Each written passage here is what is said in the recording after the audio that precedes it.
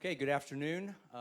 Thank you for attending our town hall to discuss football traffic and parking modifications for the 2019 season. I'm Jeff Nelson from Penn State Athletics. This is our second set of town hall meetings. We also were here last Saturday, and then this past Tuesday and Wednesday, we also had members of the athletic staff available in the Founders Room at the Jordan Center to answer questions and take feedback as well on Tuesday and Wednesday. Before we get started, I would like to introduce the other members of our panel. Corey Chapman, who's our Associate AD for Facilities and Event Operations, and Corey will be leading today's presentation. Bill Morsbacher, Assistant Chief for University Police and Public Safety.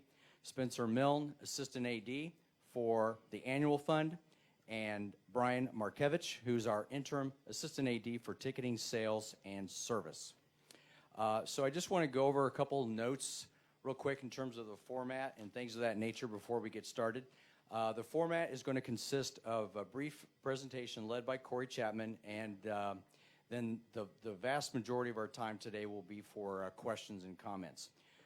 When we get to the Q&A session, we do have two handheld microphones, so we would ask that you please raise your hand, and we'll bring a microphone to you so that everyone in the room and also watching during our live stream can hear your question. Like I said, the town hall meeting is being streamed live at gopsusports.com/LionVision. We're also soliciting questions via email at parkingquestions@athletics.psu.edu, and we'll try to get to as many of those questions as we can during our session today. We do have a second group of season ticket holders that we're visiting with shortly after 5 p.m. So when our session ends, we would ask that you please exit the doors here on the right so that we can get our second group into the media room and get started a little after 5 o'clock. Also, if you know of a season ticket holder who would like to have attended today but was not able to, they can call 1-800-NITNY weekdays from 8 a.m. to 5 p.m. with any of their football parking or traffic questions. I also wanted to mention that we do not have a representative here today from SP Plus, our consultant. They are at the Super Bowl. They're longtime partners with the NFL and the Super Bowl. So we do not have anyone here today from SP Plus, but Corey can certainly speak about the recommendations that they made. And with that, I'll turn it over to Corey. Thanks, Jeff. Good afternoon, everybody. Does everybody have a map? Does anybody need any extra maps or handouts before we get going? Great. 2 years ago, we engaged with key university stakeholders to discuss problem areas surrounding football traffic and parking, and more importantly, to seek solutions based on feedback, observations, and incidents that had occurred on game day. For noon games, our traffic problems are primarily with inbound traffic in trying to service over 20,000 vehicles and 100,000 fans who all want to get into their lot, tailgate with family and friends, and be in their seats for kickoff within a short period of time. For night games, our problems are primarily with outbound traffic and the fact that many of our lots have a one-way in and a one-way out, which leads to frustration as to why it takes so long to get home. It's important to know that we have real infrastructure challenges, some of which will go unresolved. Many of our parking lots are on grass, as you know, and again have one way in and one way out. Park Avenue is not going to become an 8-lane road anytime soon, nor is the bypass going to add exits for 7 Saturdays a year. In order to address these challenges, we move forward with key university stakeholders to partner with SP Plus to analyze and develop a system that will benefit you, our loyal fans, given the challenges that we know that we have. In an effort to make improvements, we had to take a look at many factors. With the help of SP Plus and several of our stakeholders, for inbound traffic, we will be more effective in proactively communicating when the one-way pattern goes into effect. There will be a window of time once our parking lots open where fans may access their lot in a two-way traffic pattern. Once the window closes, Due to safety reasons, the one-way pattern will go into effect, requiring fans to enter their zone at specified locations. The timing of the one-way pattern will be shared prior to the season on the back of the permits, as well as in our game week press releases. For outbound traffic, we will continue to work on improving our staffing to assist the parking lot output post-game. Fans will also have an option to exit our lots in the one-way pattern or wait until the two-way traffic pattern goes into effect. The timing of the two-way traffic pattern post-game will be determined by police based on pedestrian traffic flow and safety. If you could now please turn your attention to the back of your handout or the screen, we'll go over some additional information. We would ask that the questions remain until the end, until we get through all of the information. We first wanted to start by giving you a general overview of what we're dealing with on game day. Penn State parks over 20,000 vehicles and over 1,000 RVs on 150 acres every home game. We have identified hotspots that we have a vehicle and a pedestrian interface. Those hotspots are Park and Porter intersection, Park and Stadium West, and Park Avenue and University Drive.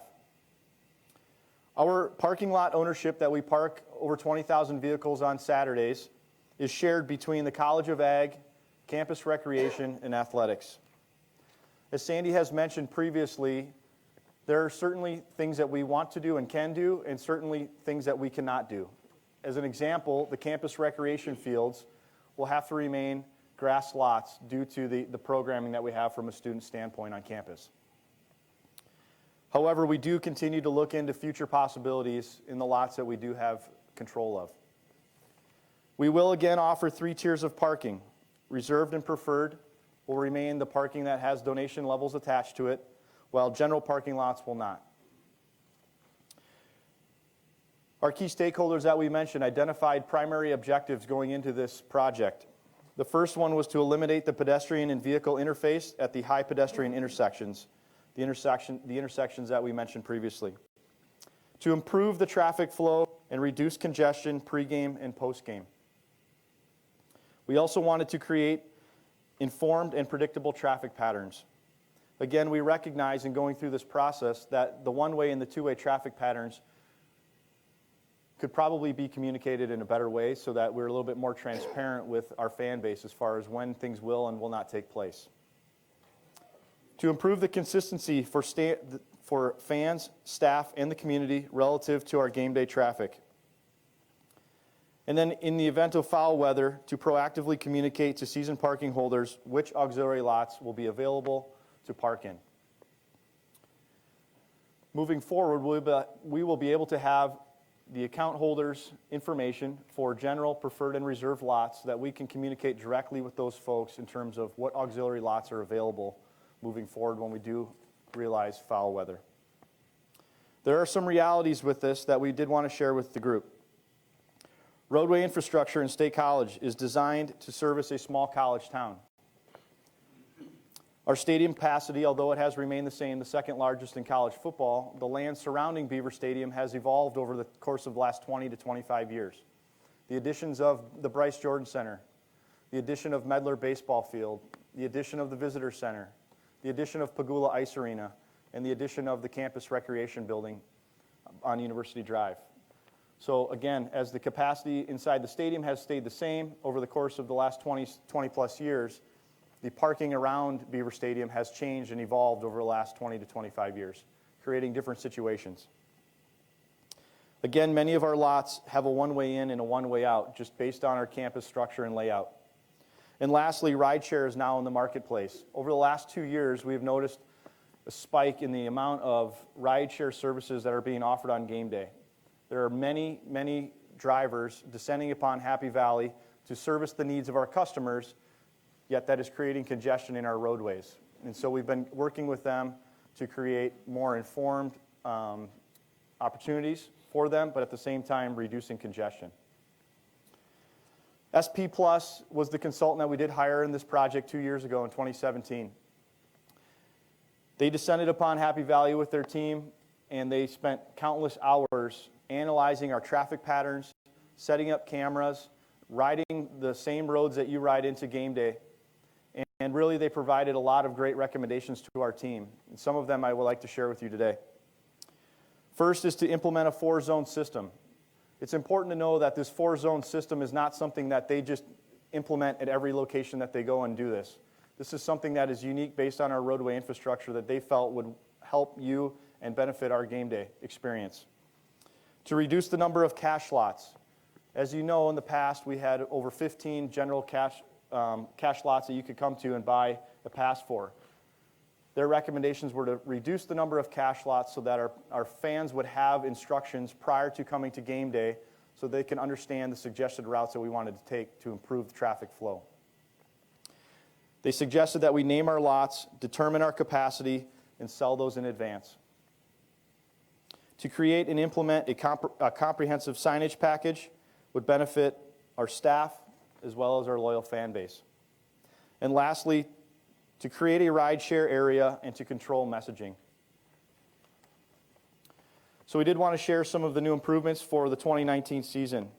We will implement a zone system.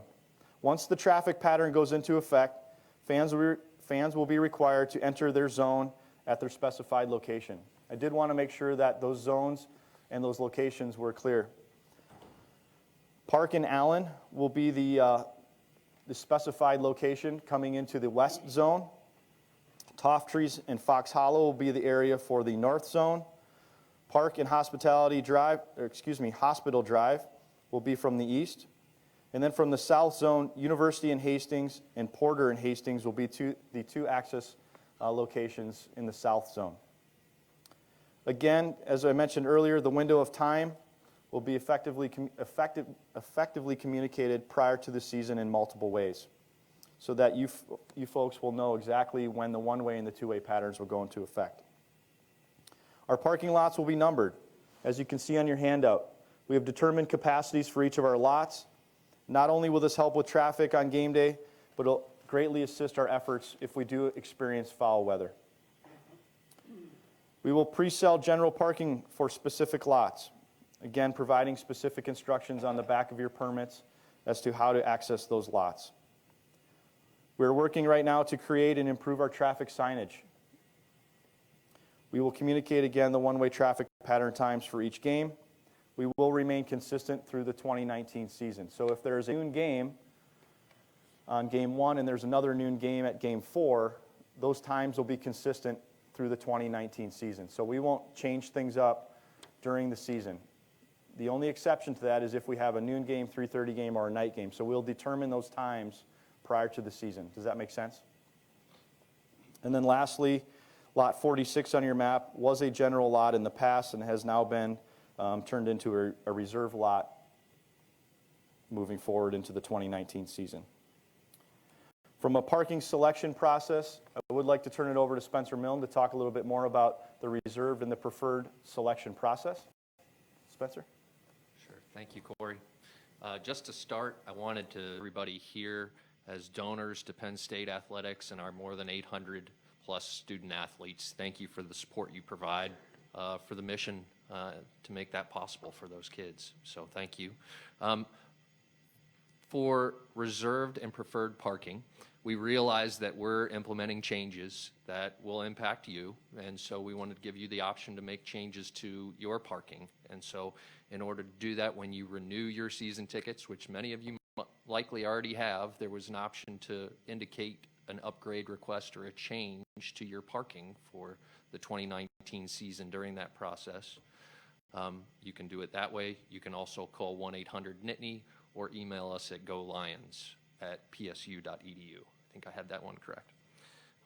Pretty simple. And by about the middle of February, we will take all of those parking requests, rank everyone based on Nittany Lion Club points, and start working those through those requests one at a time. Okay. Brian here will talk about the general parking selection process. Yeah, so this will be, as Spencer said, the process for reserved and preferred holders hasn't really changed much to consider to the process we had in the past years. But for general lots, that process will be brand new. And so how that process will work is in April, we'll have our first selection process, and that will consist of season ticket holders who had general parking for the 2018 season.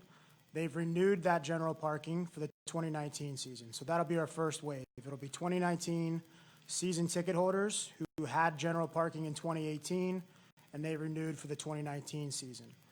After we get through that wave, we will go out to our new season ticket holders to allow them to select their parking lots. And then after that, we'll go out to current season ticket holders looking to add on passes to their account. So if you had one pass for the 2018 season and you're looking to add a pass for the 2019 season, you would first select your lot for your renewed pass during the first wave, and then the second wave is when you would go in and look to add on for your additional pass. But that'll all take place in April. We'll make sure that we communicate that whole process via email.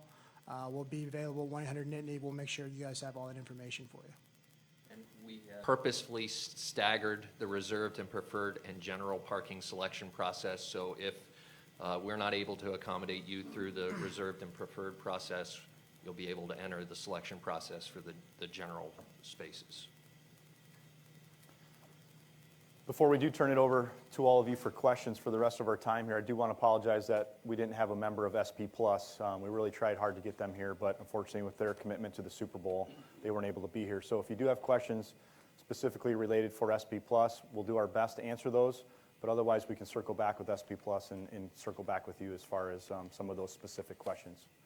And with that, we'll turn it over to you folks for questions. Okay, so we do have 2 handheld microphones. Just please raise your hand, and we'll get microphones to you. Go ahead. Okay, we'll start in the back. So if I'm a reserved parking holder, purple lot,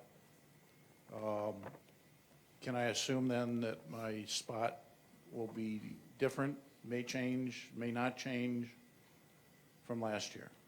Are you referring to, will it be on grass or pavement? I just Or want to know if my parking spot's going to change. in terms of the same location? Yeah. None of the reserved or preferred parking locations or spaces will change with this plan. Okay. But I could request a change by the methods you said. Correct. You But- can request. But unless I do, I can assume that I'll have the same parking spot next year as I had last year. Correct. Thank you. Yes, one question. You were talking, the third gentleman spoke about the selection process for the tickets. I'll assume all of that is, as you get to the time frame that you can select, it's all going to be based on Nittany Lion Club points, including general parking? Correct. Okay. So the general parking process, so it's going to be very similar to our seat selection process, if you're familiar with that. So you'll be assigned a date and time based off your Nittany Lion Club point totals, and then that'll be the earliest you can go in to select your parking assignments for the year. Okay, thank you. Second, could you, I'm looking at lot number 43, the preferred RV. Is that the entire blue-stoned area down there that we currently park in? Is that what is now going to be RV preferred? Correct. Okay, then I can assume the preferred lot 44, which I believe is grass, will no longer have RVs in it? Correct. Okay. And I had one other That was question. blue car. Well, there's RVs down there also. So- That's why I was asking. So those were combined last year. It was all considered the blue lot. Yep. And now we've split them up. 43 is now just RVs. It was the RV portion of that lot. 44 is cars. Okay, can I then assume that on days with inclement weather, that lot will remain RV blue, or are we going to be moved? Just asking if you can answer that question. I don't know if you can or not. But we only got to park in RV blue 2 games last year. All Sure. right. As you know, we pay a premium for that spot of $1,000, minimum $1,000 contribution. My problem with what happened last year is the Maryland game, which really wasn't a bad weather day. We were told, the entire community was told, don't bring RVs, your lots are closed if you're not on pavement. And then you went and used that lot for somebody else. That lot was open for somebody else. We don't know who was down there, didn't get down to check, but it was full when I got into the lot at 10:30, got into the ball field. So anyway, but I'm asking now, well, since that is bluestone, not paved, but bluestone, and can handle inclement weather, can we expect that lot to stay open during inclement weather? Tough to answer based on a lot of the conditions. You know, the other thing too is. It's not a tough answer. If the pavement is open, why can't the bluestone be open, unless you're going to put other people there? What do you mean by bluestone? That's what that is. That's, it's crushed bluestone in that lot. Okay, It's not but grass, not dirt. we also have RVs that are on grass in that location too. No, that's what I just asked you. You said you don't. You said that our lot 43 is all the bluestone area. Yeah, well, there's some on the grass too, closer to Medler on that third base side. Oh, and lot 42. Must be in lot 42. No, it's, as you drive into that lot 43, it's off to the left there. There are some RVs that park in there. Okay, well, I'm just confused because you said the preferred RV was going to be preferred RV. I don't see lot 42 or lot 44 as being preferred RV. I see it as being preferred, but not preferred RV. So I'll go back to my question. Can we expect the RV blue lot to be open during inclement weather for those people that have that pass? Yeah, it's going to be based on our conditions. And again, like we did last year, was, you know, we wanted to make sure from a safety standpoint that we were not going to put pedestrians, their vehicles in any type of danger. And so that was a lot of the way the decisions were made in terms of safety from going back to last year. And so we'll take that into consideration for next Well, year. and you know, for 6 of those games that we couldn't park there, I'll agree, the lot was closed. Yeah. 7th game, it was not. Yep. 7th game, you put probably people from the north side of the stadium down there. And I lost 1/7 of $1,000 premium, Sure, all right, including the other 6/7 I lost throughout the year as a good park. sure. Well, don't tell them sure. I mean, it'd be nice if I get that back, but I'm sure that's not going to happen. But anyway, I just think that lot, if we're paying the premium to park our RV there, and you're telling me that's the only RV preferred lot is lot 43, I don't see anything about 44, I see nothing about 42, then we should be able to have that lot open during the season regardless of weather, unless you want to move us out to put other people there, and we'd like to know that in advance. Yeah, you know what, and I would say going back to last year too, I mean, we absolutely want you guys to be able to park, whether it's your vehicle, car, truck, or RV in our lots. I mean, we take a lot of pride, as you guys do, in providing the great game day experience. And so when we can't do that, we want you to as well. And I think I know now a little bit more about what you're talking as far as the last game is concerned. When we closed all of our lots, we used part of those roadways to get our working staff in just so they could come to work. And so that was a little bit, I think, of maybe what you saw. Well, I don't it think wasn't that- no, necessarily no. fans. I don't think so, sir. If you didn't walk past that parking lot that I drove by, then you did not see all the tents. They were tailgating, so they weren't workers. They were game day people. They were they were Sure. paid customers.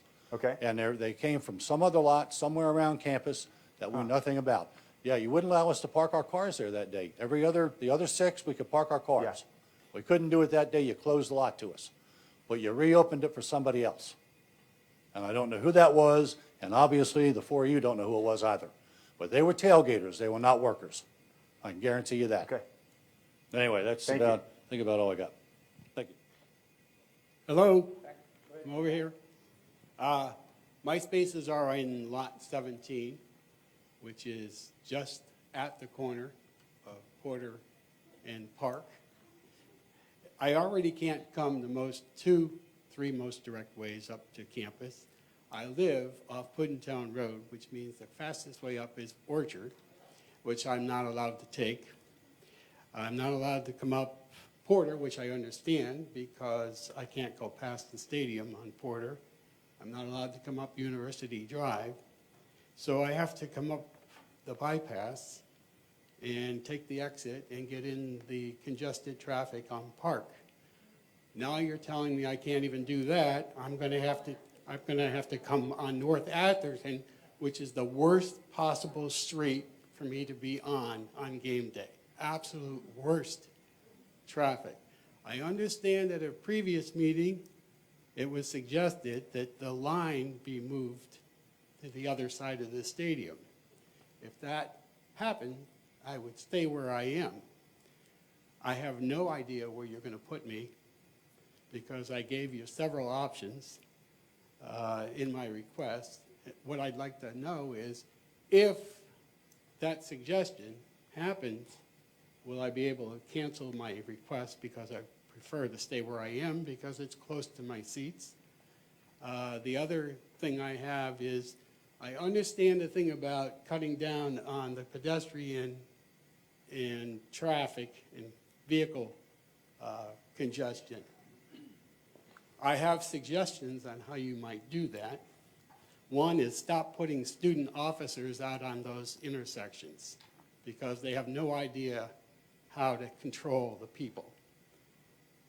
And I say that with some trepidation because I was a student officer at one time doing that.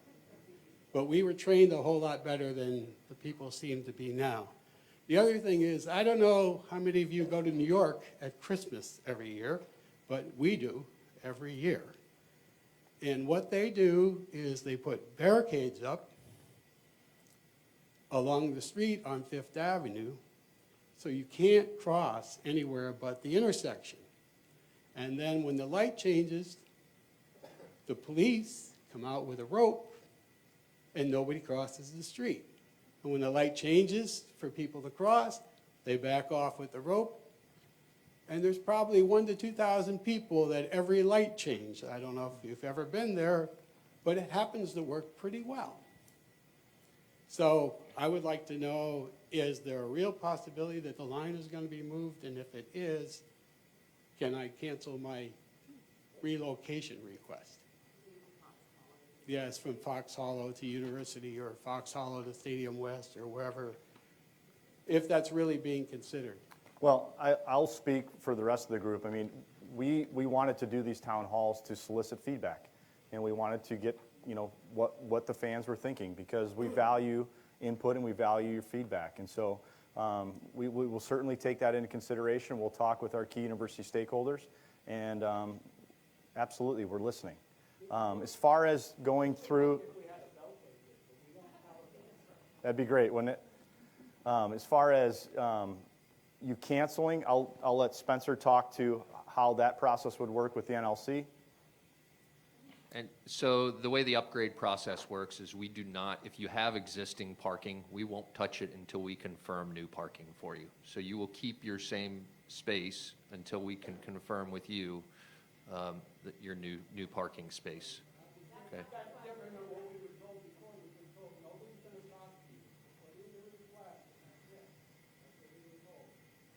It may have been handled that way in the past, but I'm handling it different this year. In the back on the right. Go ahead, ma'am. Yeah, I just want to mirror what he said, but I guess the additional comment I'd like to make is, lot 17 and 18, you have some pretty generous donors. One of my good friends, I'm stepping in, referring to him specifically. He bought a second home specifically in mind of how he was going to get into the stadium, and he's in Toftry, so going down Fox Hollow makes the most sense. And now it's going to take him 4 extra miles to go down Atherton and Park. It's a nightmare. So I feel that people who have invested in the university to the point of even buying a second home to support the football team really are kind of being punished here. So, Thank you for that feedback. I appreciate it. If there's a way we can accommodate our donors better, I'm always interested in those options. So. Yeah, and, and I guess I wanted to follow that up too, and again, making sure that they're aware of once those two-way traffic patterns are in effect, they would be able to come down Fox Hollow and take a right on Park Avenue. Correct. Correct. So again, we would communicate that prior to the season so that they're aware of when those times are. Back in the middle. Yes. Go ahead.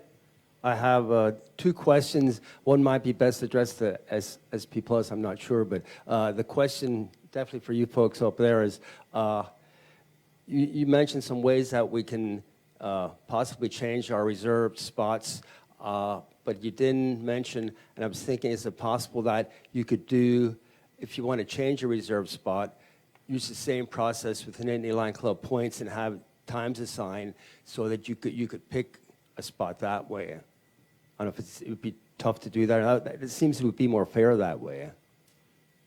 Sure. Well, it is not published or anything like that, but I do rank them internally and work through them. It is more of a manual process than it is for seat selection. So we don't have the systems in place with our software to be able to handle that just yet. Okay, and my second question, which I don't know if you guys can address it, but I can at least give the suggestion kind of. I don't know if they considered the possibility of putting pedestrian bridges up across park at a number of different places. I would suggest that they do that possibly at Park and Porter, and also maybe at University and Park. And I know it can be done fairly easily because they've done it down at Hershey at the Giant Center. And that spans, I think, about 6 different lanes. And it's both it's a pedestrian bridge, and it's also has for handicapped also. So there's no discriminating there. Also, another thing they do down there, which I don't know if it's more expensive or less expensive, in the town of Hershey, 422 is a 4-lane highway. They have a pedestrian tunnel going underneath the road. So I don't know if they looked at those things, but I think the advantage of if you have some way of people getting across Park without impeding the traffic or having effect on the traffic, that would make the traffic flow better and it'd be more safe for the pedestrians because they're going over top. They're not, and that would sort of force them to cross then too at those specific places wherever the bridges were. And I believe Ohio State did something similar at 1 or 2 places around their stadium. So I don't know if that's something that was looked at or could be looked at. SP Plus was more looking at the parking lot operation and the traffic flow and congestion. They didn't specifically look at bridges, but thank you for that.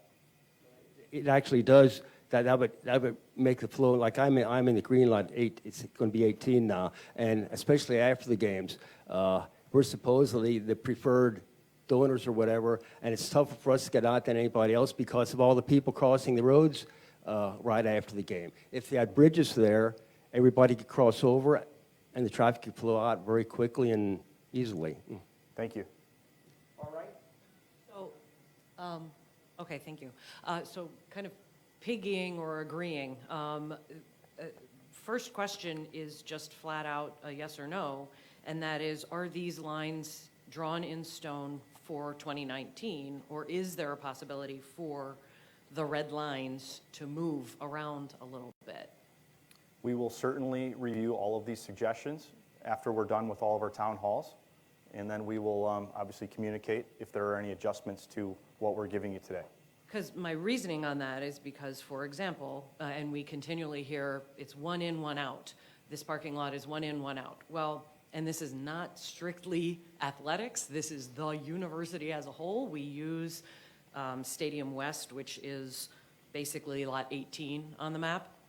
There's another entrance and exit. There's a little service road right there, which we were promised would be open after hockey games, just for the record, never is. But that makes it 2. So it's not just getting in on Park Avenue where there are 4 million cars trying to get in. If you can sneak down University Drive, you can get in a second entrance there. And for football days, there are people there. We give them coffee every morning. So, just, there's a little road there. And then I guess my last one is about the timing of when you're going to put one-way into effect. So does that actually mean that normal human traffic laws apply before X time, whatever X is? So like I can drive up University Drive until I can't. Is that correct? Right. Yes. Right. I heard yes. Thank you. Yes. Front left here. Thank you. 2 questions, 1 comment. The first question, where you have, I can understand where you have a determined amount of spaces in the reserved area. How do you have a determined amount of spaces in the preferred area? Have we?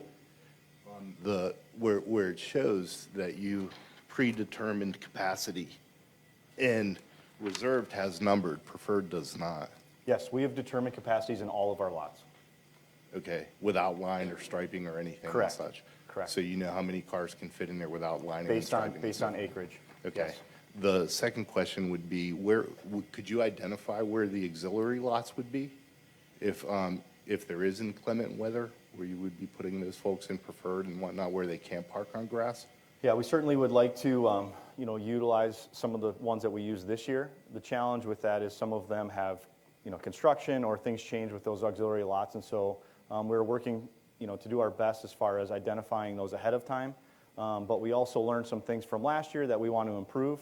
And so, those are kind of some of the things that are preventing us from coming out and just saying, go to X, Y, and Z. And so there's a couple obstacles there that we need to overcome and fine tune before we come out publicly and say, here are the options.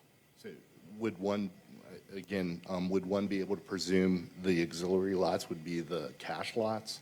Would those be the furthest ones out, since you're going to have, if you're going to have folks getting tickets even prior to game day and having those tickets, you're going to have that capacity. And I'm speaking with, I have a preferred lot. I was only able to park there for 3 games. And understanding inclement weather and so forth, that happened. But I was only able to park there for 3 games, and then I was said, okay, I can be put out in the yellow lots and have a shuttle come in. That's not what I paid the premium for. So I'm just trying to understand, should inclement weather happen, because it's going to happen, where would they put us if you're already going to have a determined amount of capacity? You're going to have folks already signing up in advance for those yellow lots, and your only open spaces would be cash, and now you're putting us further out. Yeah, we would look for paved parking, not in one of these 3 grass lots. But you would upgrade, if you will. We would, as opposed to the reverse. I mean, the majority of our times that we're in foul weather is because of saturation and just the grass lots aren't parkable. And so we would not move reserved and preferred people into a grass lot. We would look for pavement, whether it's Innovation Park, the Nittany Mall, something that has pavement to be able to get you parked and shuttled in. We would not push you back to a grass lot. I will add that when we looked at which lots we would relocate this year, we did give a preference to those people with reserved or preferred passes to park them on campus at all possible. It was the general lot customers that were relocated off of campus.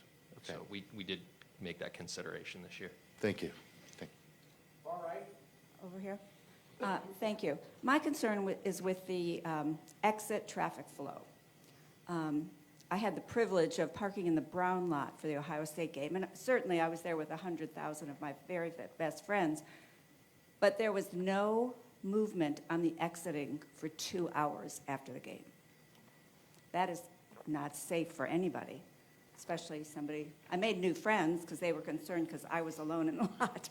But psychologically, you've got to move 20 people from this lot, 20 people, or whatever it is. It brought back memories of years ago when I used to park in yellow lots, where it was just whoever's helping to let the lane, they would let 50 from one lane go and 2 from the next. Whoever is training the parking people. And I waited a good week and a half after the game to call and just make my point at that. And then somebody else had to make it again a couple weeks later from the Brown lot. That's not where I usually park, but that was a special circumstance. And it's not safe for people to be stuck because we were fenced in. If there was an emergency or somebody wasn't feeling well, there would have been no way for somebody to get in or out of there because that happens to be a fenced lot. So please, however you're training people, you've got to move them on a alternating basis. That's psychologically helpful. Even if it only took me still 2 hours to get to Boalsburg where I live, it would have been okay if I felt like I was moving a little bit. Once they moved us, home in no time. But you can't sit in a lot in the middle of the night for 2 hours. Thank you. Thank you. Front middle here. Hi.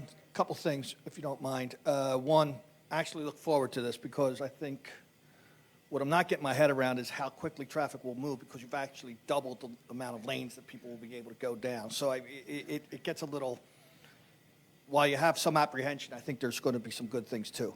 And I agree with the pedestrians. I think you need to really rope them off. That gentleman who talked about the rope on Fifth Avenue, I think that's great.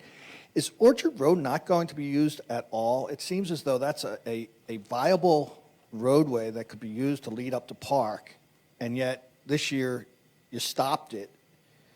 I always used to go up there and make a left on the Park, and now they didn't let me do that this year. Is that going to just be a roadway that is not going to be used during this time?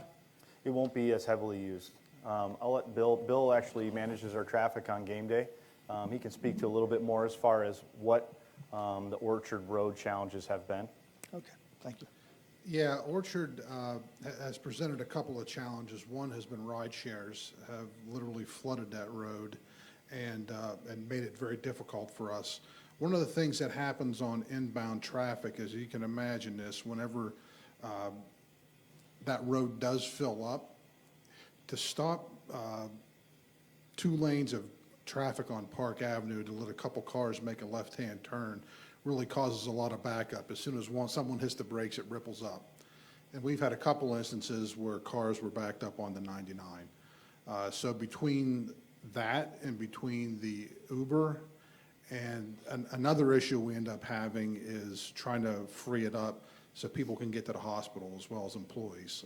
That's a constant problem too. So it's really a juggling act on some of these roads. We're trying to make others go a little faster, and it changes the dynamic of what we can do sometimes. I was just thinking that with Park being essentially 3 lanes at that point going in, if Orchard turns left, if you have the far left lane of Orchard, of Park be those that turn on the Orchard, you wouldn't have a problem. But I understand. I know. One of the reasons why on that side of the bypass, we keep 1 lane open for an emergency access. So, usually as it gets close, I mean, some games it's not as bad, but, you get night games and we get well-attended games. The ambulances are running that fairly quickly, and sometimes it's heart attack victims and things of that nature. So we just made a public safety decision for the benefit of the people that need to get there quickly.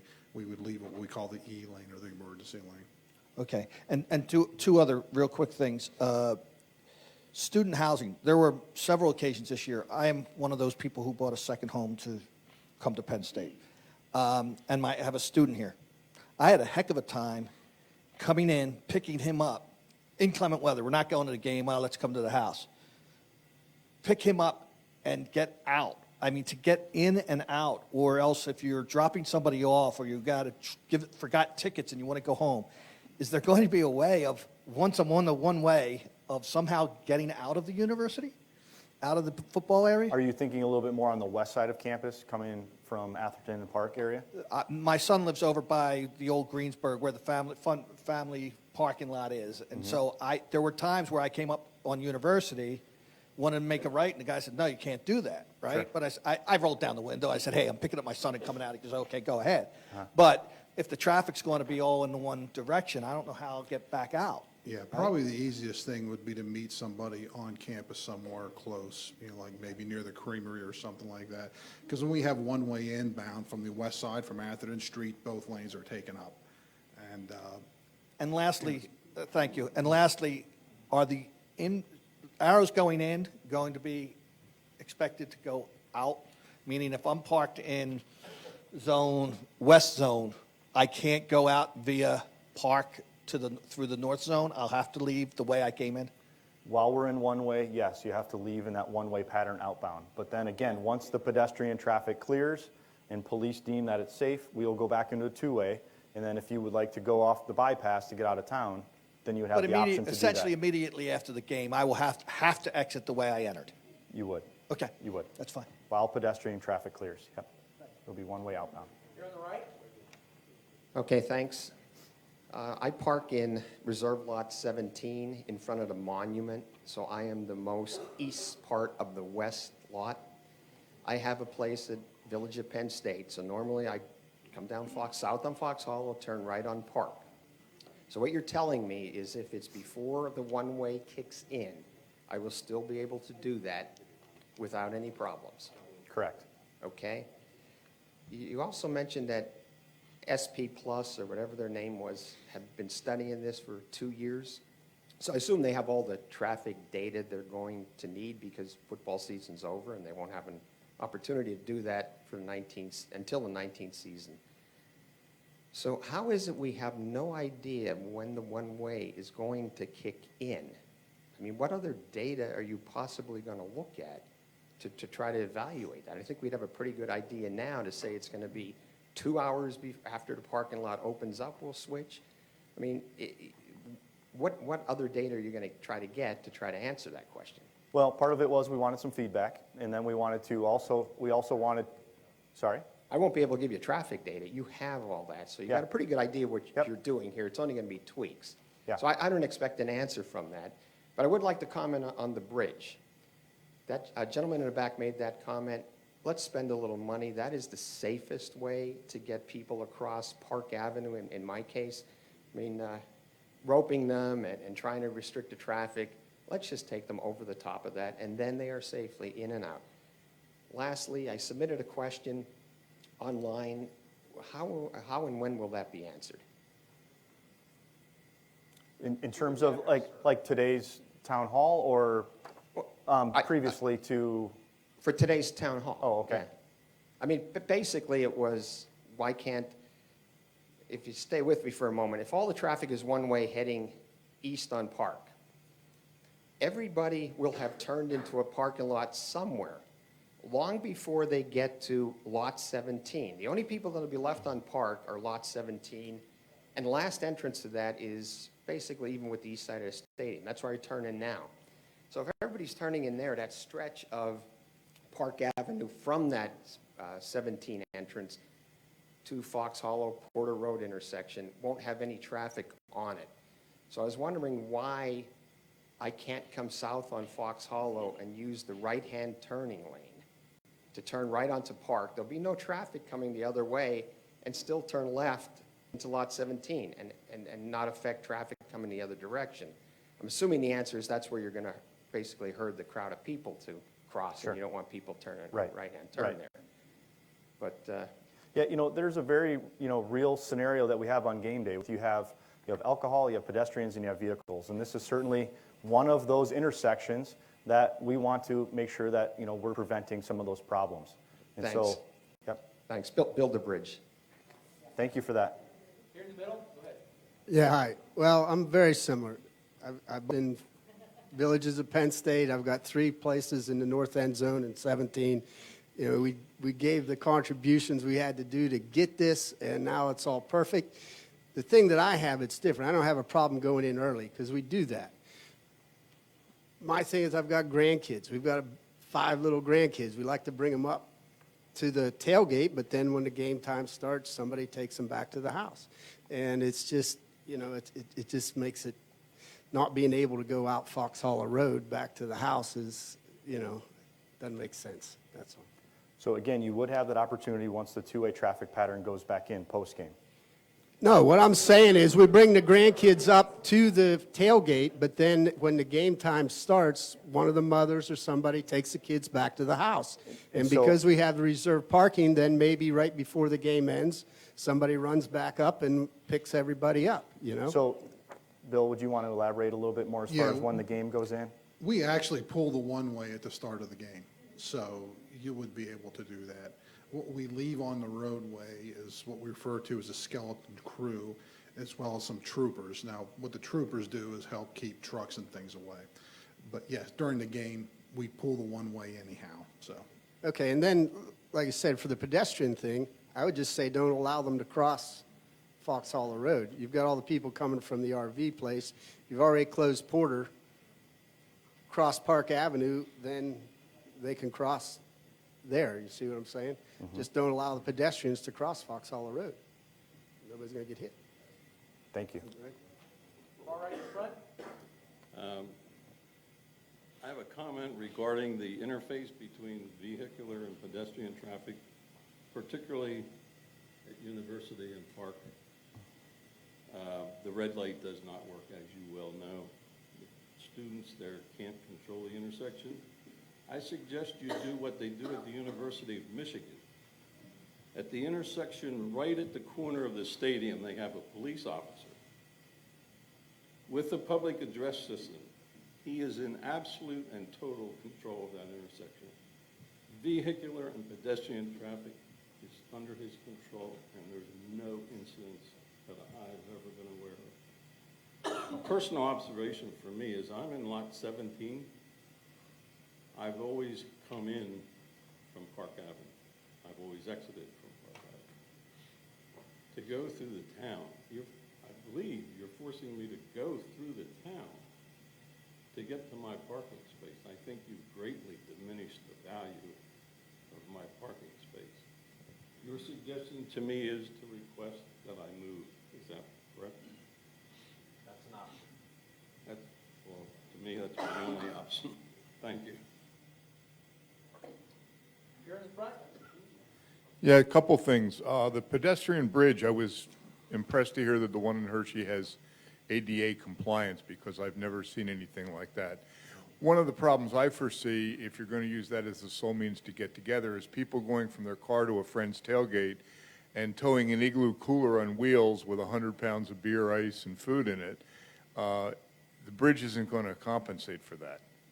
So it's not going to be a total elimination of pedestrian traffic. On the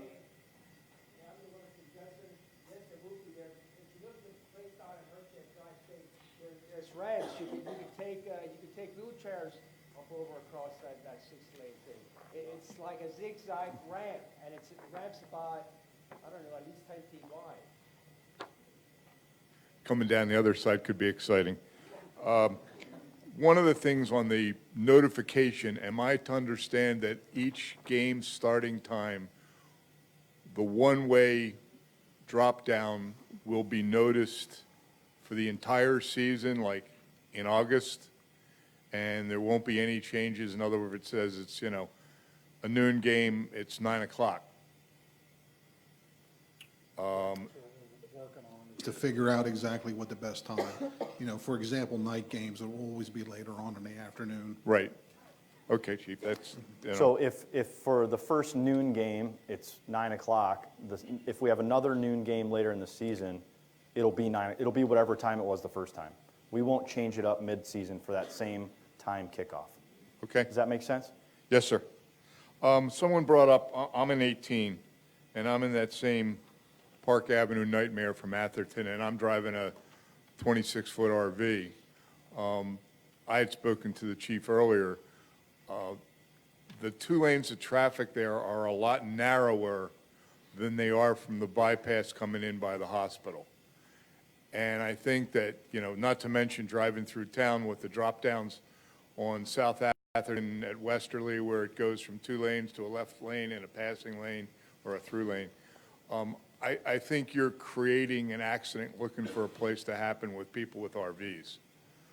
And, I think that really needs to be considered on that move. Now, because, and somebody said there might be some consideration on Park Avenue if they can deal with pedestrian traffic at the Porter-Fox Hollow intersection of moving that you could come in Park and come in Stadium West as we always have. That may eliminate some of those potential accidents. And all you need is an accident there. Get two uniforms there to write the paperwork. People aren't going to pull out of the path of traffic. And you talked about having it backed up to 99. You'll have it backed up to Walmart on North Atherton in a heartbeat. The other thing is the completion date on North Atherton's road work with the Public Works, the project from hell that's been going on forever. Is that going to be done in time for next football season to permit the traffic to do anything? I don't think it's going to be complete by then. I don't know. I don't know the answer to that. Well, I think that just compounded the forcing of everybody who was coming in on Park from 99 going through there. It's even going to be worse, than you can imagine. And the other thing, and I know this was a topic of conversation after recent events, would it make any sense to have those people with preferred or reserved or who wanted to be put in a group text? Like, the emergency notification system, but to have a similar system for the parking people, that if there is an hey, if, you know, emergency, accident on Park Avenue, closed down, use alternate route, that you would have a way, because the local radio stations up here are really not, you know, it's not KYW with traffic on the 10s in Philadelphia. So I think that some way to communicate to people virtually instantly might merit consideration. And the other thing, and I had spoken to the chief about it, is, and the buses apparently are the sticking point, but coming out, and that's what somebody mentioned about coming in the other lane into the green 18 lot, that's the tram road, the handicapped tram road that they were referring to, and it will accommodate RVs and everybody else. It accommodates the buses that you use for ADA compliance to drop the people at Gate B. So when we leave, if we could make a left and go straight down University to College Avenue or continue on through on University to South Atherton, that would eliminate some of the traffic on the upside. But apparently that's the bus turnaround area and by BJC that you know, maybe needs to be a rework on the buses on how to facilitate them through there at the end of the game. Yeah, it definitely is a tough place, certainly probably at least an hour after the game. It's a good idea, though. It's just trying to figure out when we can get that uncongested enough to make it a reasonable option. I'm good, thank you. We have about 5 more minutes for questions here in the back. Okay, a few questions and comments, please. I'd like to echo, too, the suggestions made about shifting the western boundary from Fox Hollow Road to University Drive.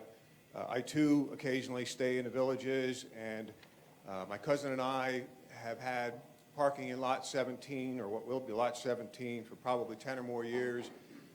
And we got that parking specifically because it was easy access from the villages. And you know, now you're punishing the reserved parking people who have paid a lot of money to be in that lot. So if you shift that border to University Drive, that will still allow people to come up Foxhole Road and get in Lot 17. But other times when I'm coming in, I come in from the east, and I would typically take the bypass, get off of Park Avenue. The last couple of years, I've noticed that there have been fewer traffic attendants on Park Avenue, and you have vehicles coming in haphazardly, shifting lanes, and the signage has been extremely poor. I think if you would have better attendance, directing people into the correct lanes, you could even create a third lane coming in Park Avenue, have that designated specifically for reserved and reserved and preferred parking vehicles, so that they can come directly up to the stadium and don't have to be clogged up with the general parking people.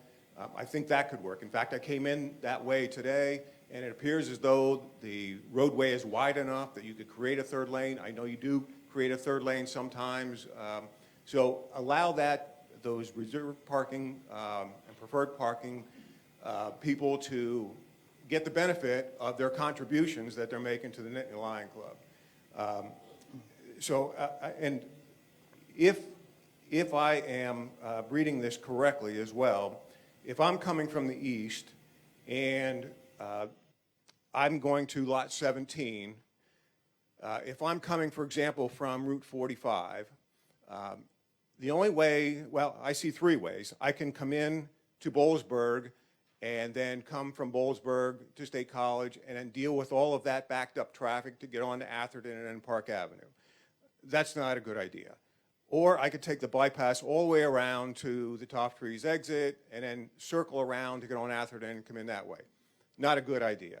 Or I could get off Route 26, come in into town and weave my way up through campus to get onto Park Avenue. That's not a good option either. I counted about 12 of my friends who all park in lot 17. We all come from that similar directions. There was a suggestion made that we change our parking place. All 12 of us are not going to change our parking place. So I appreciate what you've done here to try to improve this whole situation. And I'm not opposed to creating zones or numbered parking areas, but the traffic flow is horrible. You're going to have congestion, chaos, and I think you need to take another look at that whole traffic flow situation. Thank you. Thank you. Got a final question here in the middle? Yeah, I believe all of the suite and club parking is in the east zone right now. I'm not positive of that, but I believe that's the case. Will we be allowed to switch to another reserved lot in another zone? And is there reserved parking in each of the zones? You should take that up with the Sweeten Club office, but they would probably consider that, yeah. And then, Instead of, are you suggesting that you could move your suite or club space? Can you? Yeah, if east is not very convenient for me now, so could I move to the north, for example? Potentially. I think you should. the one thing that I would say from the north zone is we don't have preferred and reserved up in that north. Provide reserved and preferred in each of the zones so that that option was available? You know, that was something else that was suggested at last week's that we'll need to discuss. Yeah. Thank you. Okay, thank you so much for coming this afternoon. We do have our second group ready to come in. And again, if you have additional questions, please feel free to call 1-800-NITNY, weekdays from 8 a.m. to 5 p.m. Thanks so much for attending this afternoon. If you could please exit here to the front and the right through the south tunnel. Thank you.